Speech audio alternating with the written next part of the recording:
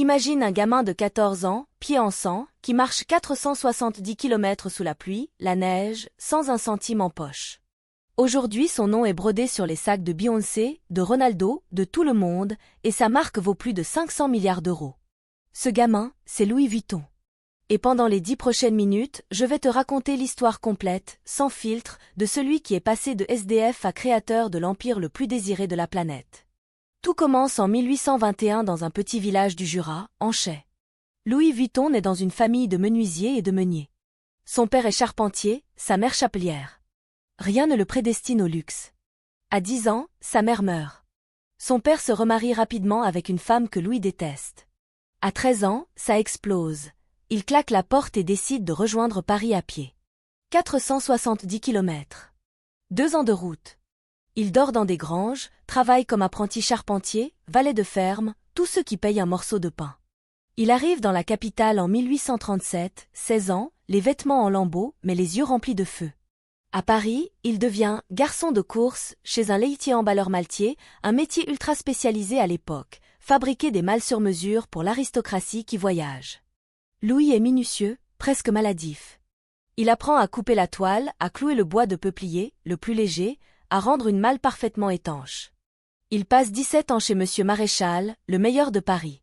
17 ans à observer les défauts des malles traditionnelles. Elles sont rondes, impossibles à empiler, lourdes, prennent l'eau, le cuir pourri. Il note tout dans un coin de sa tête. 1852, coup de théâtre, Napoléon III monte sur le trône. L'impératrice Eugénie. Et là, on entre dans la partie la plus folle, celle que presque personne ne raconte. Après la mort de Louis en 1892, la marque aurait pu rester un beau nom de maltier à l'ancienne et s'éteindre doucement. Mais non. Georges, son fils, est un taré du marketing avant l'heure. En 1901, il sort le Steamer Bag, un sac souple en toile monogramme qui se plie et rentre dans une malle. À l'époque, c'est une bombe. Pour la première fois, on a un sac de tous les jours avec le logo Vuitton visible partout. Les femmes de la haute société commencent à le porter en ville. C'est le tout premier hit bag de l'histoire, 60 ans avant que le mot existe. 1914, Première Guerre mondiale. L'atelier d'Asnières fabrique des caisses pour l'armée française. Georges refuse de baisser la qualité même en temps de guerre. Il perd de l'argent, mais il sauve la réputation. En 1920, il scelle un deal secret avec la famille royale belge. Ils deviennent clients exclusifs et Vuitton obtient le droit d'apposer les armoiries royales sur certaines malles. Le bouche à oreille fait le reste. 1931, exposition coloniale à Paris. Vuitton crée une malle entière dédiée aux fusils de chasse pour le roi d'Égypte. Elle coûte l'équivalent de 600 000 € aujourd'hui. Coco Chanel en commande une version miniature pour ses cigarettes. Audrey Hepburn, en 1959, demande personnellement à Gaston Louis Vuitton de raccourcir les anses du sac Alma parce qu'elle le trouve trop grand. Il le fait. Le modèle Alma Bébé existe encore aujourd'hui, exactement comme elle l'a voulu. Années 70. La contrefaçon explose en Asie. Vuitton perd des millions. Au lieu de pleurnichet, ils font un truc de génie. Ils inondent le marché de sacs monogrammes bas de gamme exprès, la ligne Papillon, Buquet, pour que les gens normaux puissent enfin s'acheter du Vuitton. Résultat, la marque devient populaire sans jamais perdre son aura de luxe. Les contrefacteurs, eux, se retrouvent à copier des modèles qui sont déjà abordables. Échec total pour eux. 1997, Marc Jacobs arrive. 32 ans, américain, look grunge. Tout le monde pense que c'est la fin. Il fait ce que personne n'osait. Il sort le premier sac verni, brillant comme du vernis à ongles. Il invite Stephen Sprouse à taguer le monogramme avec des graffitis fluo. Il met des cerises partout en 2001 avec Takashi Murakami. Les puristes hurlent et les files d'attente font 3 fois le tour de la boutique. Les sacs Murakami se revendent aujourd'hui jusqu'à 15 000 € sur les sites vintage. 2004, Vuitton ouvre la première maison géante sur les Champs-Élysées. 1800 mètres carrés, un escalier signé Olafur Eliasson, un espace entier dédié aux commandes spéciales. Tu veux une malle qui contient un baby-foot en crocodile? 120 000 €, 9 mois d'attente. Une malle bar avec cristal de baccarat pour ton yacht? 180 000 €. Ils font tout. 2018, Virgil Abloh. Le mec qui vendait des t-shirts à 40 $ avec Off-White devient directeur artistique homme. Il sort le Keepall transparent, le sac prismé qui change de couleur au soleil, les baskets Archlight à 1000 € qui partent en 3 minutes. Il met des chaînes de prisonniers sur les sacs, des étiquettes orange fluo, des citations entre guillemets. Les mecs de 50 ans pleurent, les gamins de 20 ans pleurent aussi mais d'excitation. Les sacs Virgile 2019 se revendent aujourd'hui 5 à 10 fois le prix boutique. 2021 mort de Virgile.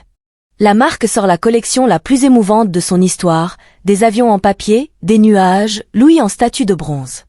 Le défilé finit sous la neige artificielle. Tout le monde chiale dans la salle.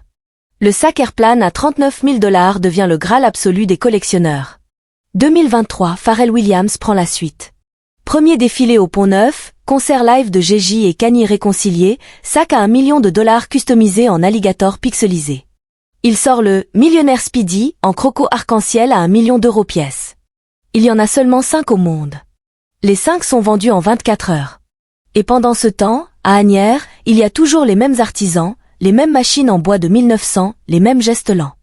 Un sac classique met entre 3 et 8 heures de travail selon la complexité.